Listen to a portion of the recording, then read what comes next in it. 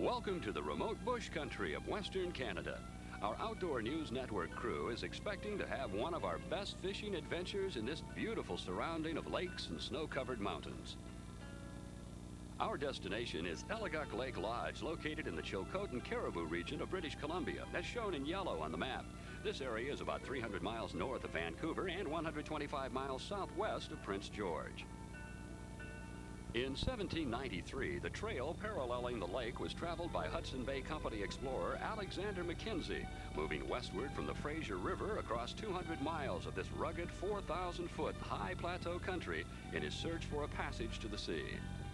Today, the historic Mackenzie Trail is a heritage route used by backpackers following the explorer's path.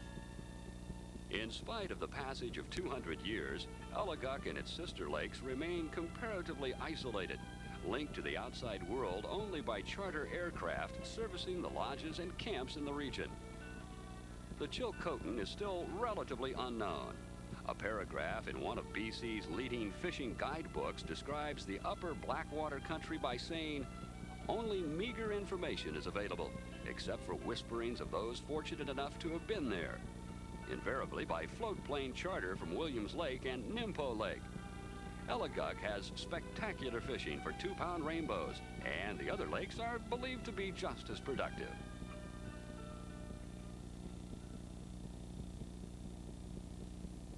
Our Chilcotin adventure confirmed that these whisperings are indeed true. Eliguk Lake is jumping, as fishermen have no trouble hooking into rainbows that always put up a good fight. Here, eager trout leap and splash the waters, dimpling the calm surface during the early morning and evening hours, to the accompaniment of the eerie cry of the common loon.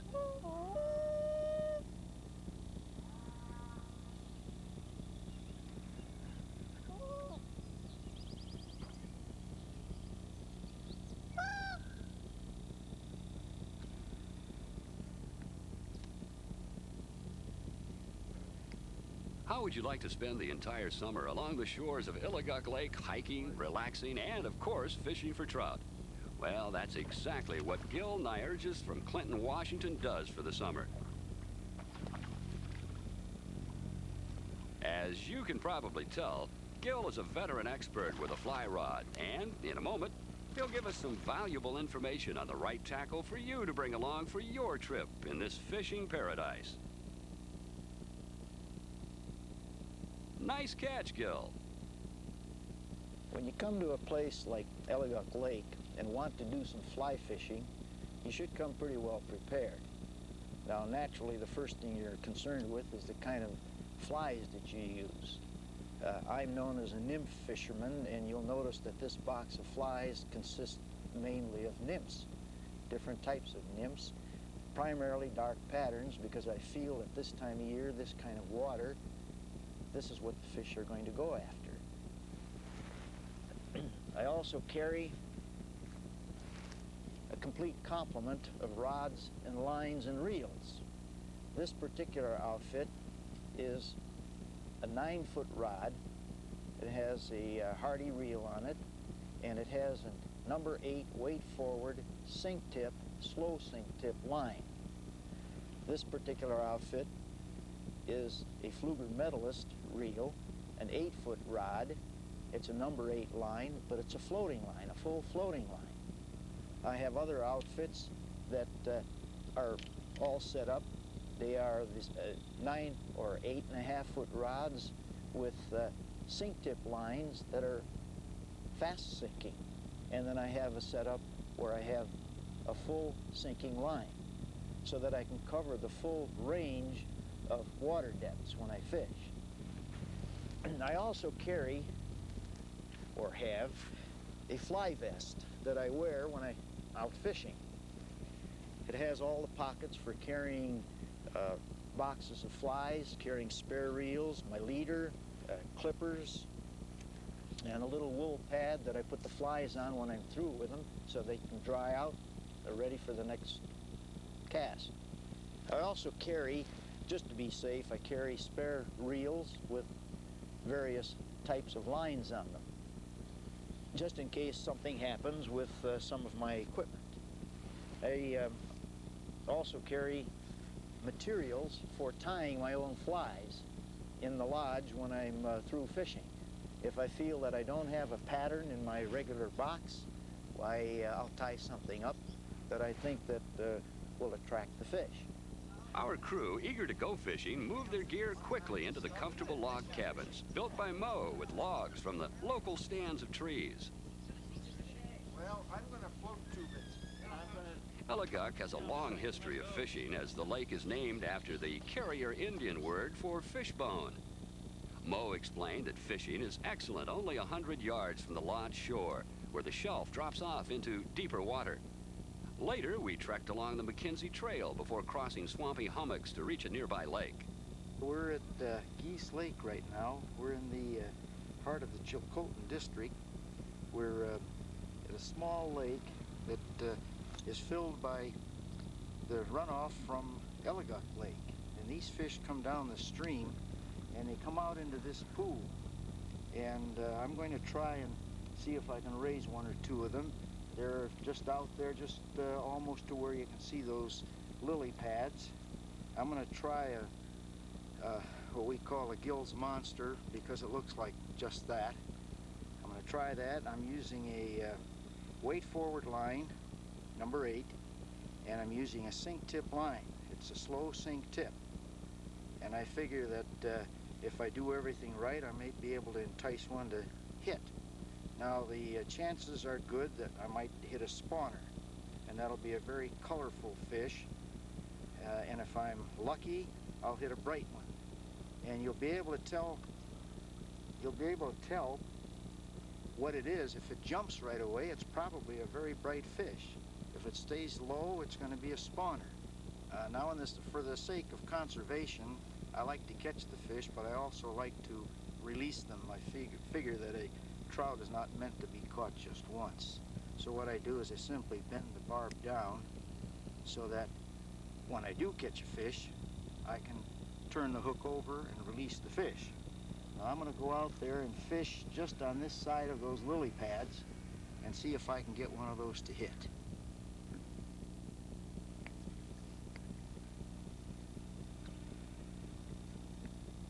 Gill selected a spot where he could cast toward ripples made by rising trout. Using the monster fly with a barbless hook, he settled in to give us a lesson in the specialized technique of fly casting for rainbows.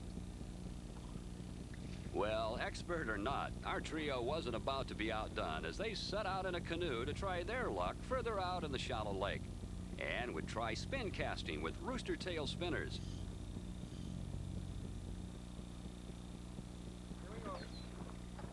But wouldn't you know it, it wasn't long before Gill was giving us a lesson in the art of catch and release fishing, with several prime 2-pound-plus rainbows rising to inhale the monster fly. Did you see that fish jump? Almost higher than Gill's head. That's incredible action. Pound for pound, these have to be the feistiest fish in the water. Let's take a look at that again, in slow motion.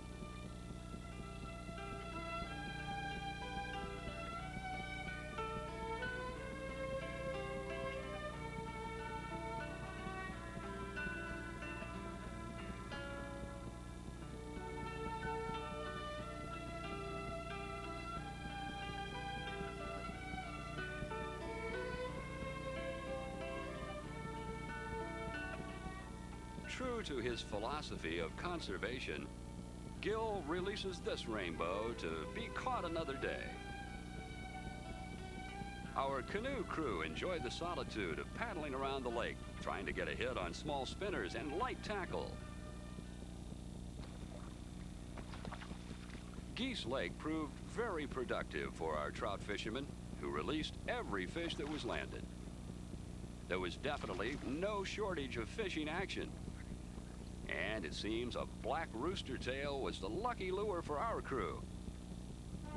Let's see how Gill's doing with his flies.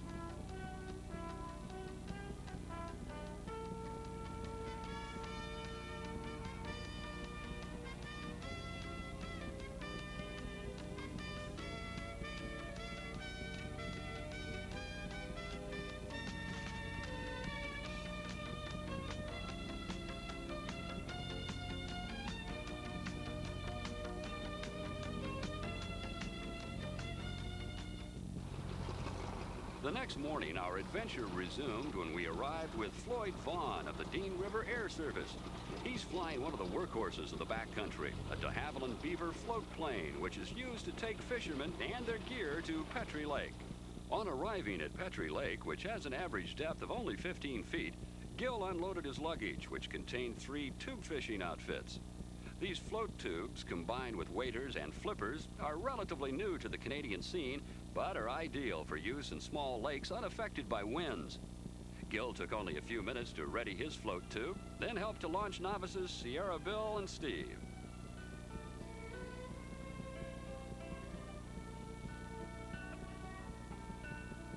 Well, let's see if we can find some. I'm going to sure try. Generally, they're out in the middle of the lake this time of day. So that's where I'm heading. Big enough to worry. Still there. Tube fishing proved to be both relaxing and successful for our fishermen. Sierra Bill, trailing a rooster tail, hooked his very first trout.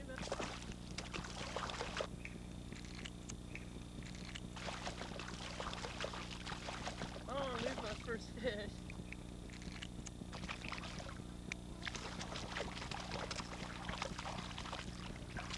Good job, Sierra.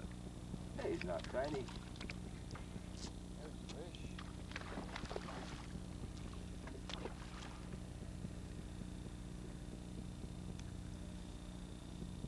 But it was Gil who continued to set a hot pace for fishing. It seemed he was constantly hooked up with another rainbow that tested his fly fishing equipment to the maximum. And Gil had to do a lot of maneuvers in his float tube just to keep up with them. Even the small fish fight fiercely to resist being caught. These rainbows, sometimes called Kamloops trout, test any fisherman's skills by diving into the depths, then speeding up water to leap clear of the water in an effort to escape. Give this fighter an inch of slack line and it will throw the hook and be off in seconds.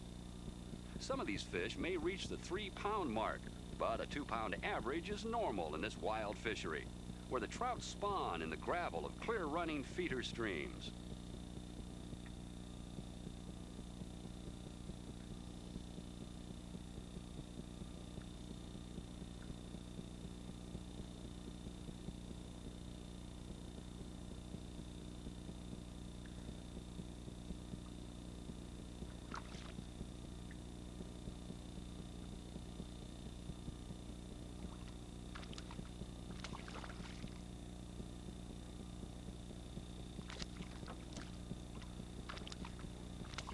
Now Gil demonstrates the proper way to release a fish from a barbless hook. Without touching the fish, I'll grab the hook, if I can, and just turn it upside down. Without a barb, why, it comes out very easily.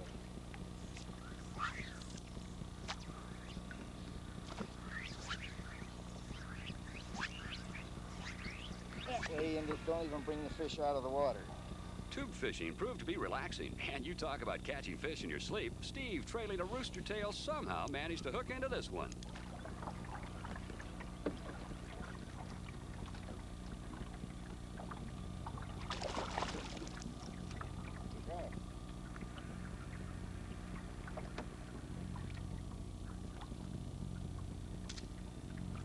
Well, when you're good, you're good. And it looks like Gil is back at it again.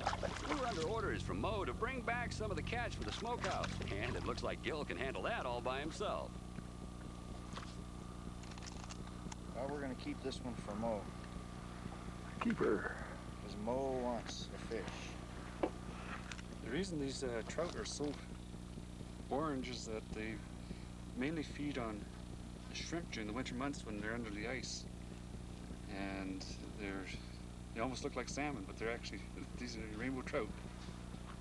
Our group was suffering hunger pains and convinced Mo to go to work.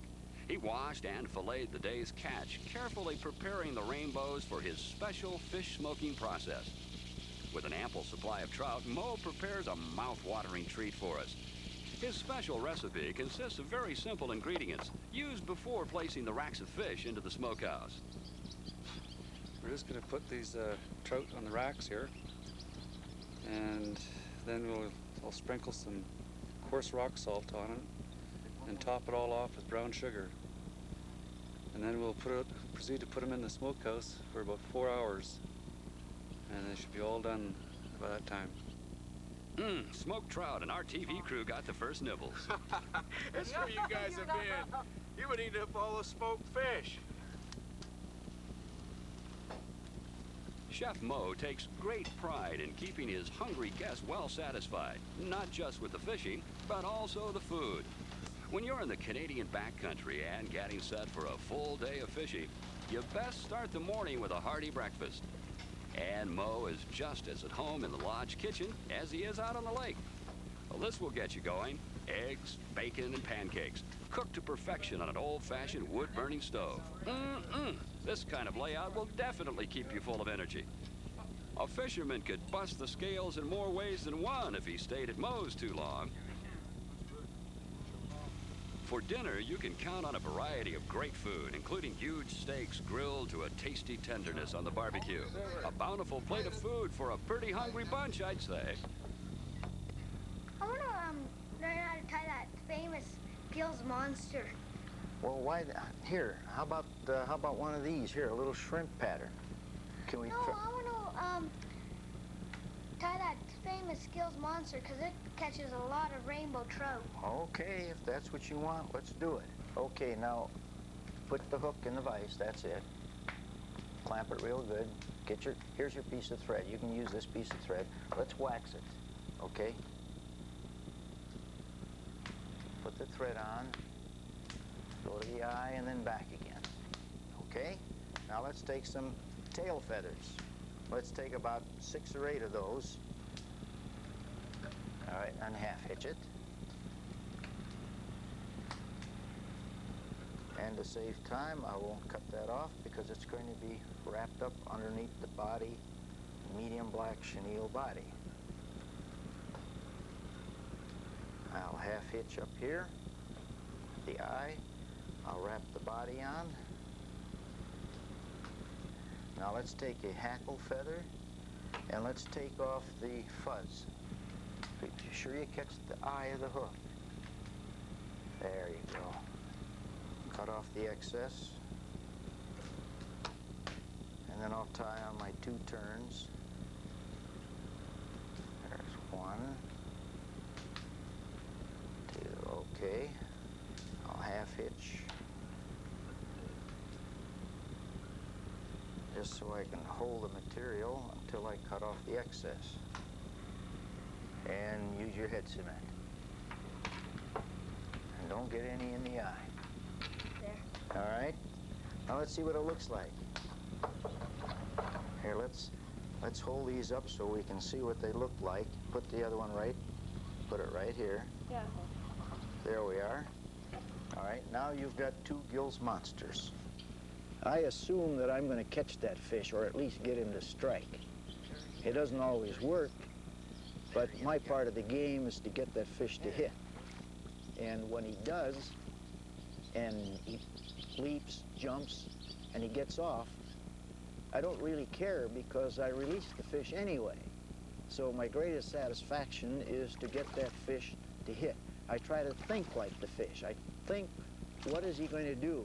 He's examining my fly, he's skittish, he's a little wary, and if I do something to make him strike, and he does strike, that's the satisfaction I get. And that's what makes fly fishing so relaxing. Well, the time has come to head for home. We've had a great time here in the Chilcotin Caribou Country. We would like to thank Mo Schiller for his warm hospitality, and Gil Nyerges for sharing his fishing knowledge with us. As we head back home, we know that we are now one of those fortunate enough to have been there. Contact Mo Schiller, Eliguk Lake Lodge, General Delivery, Nimpo Lake, British Columbia, Canada, VOL 1RO, or call 604-742-3269.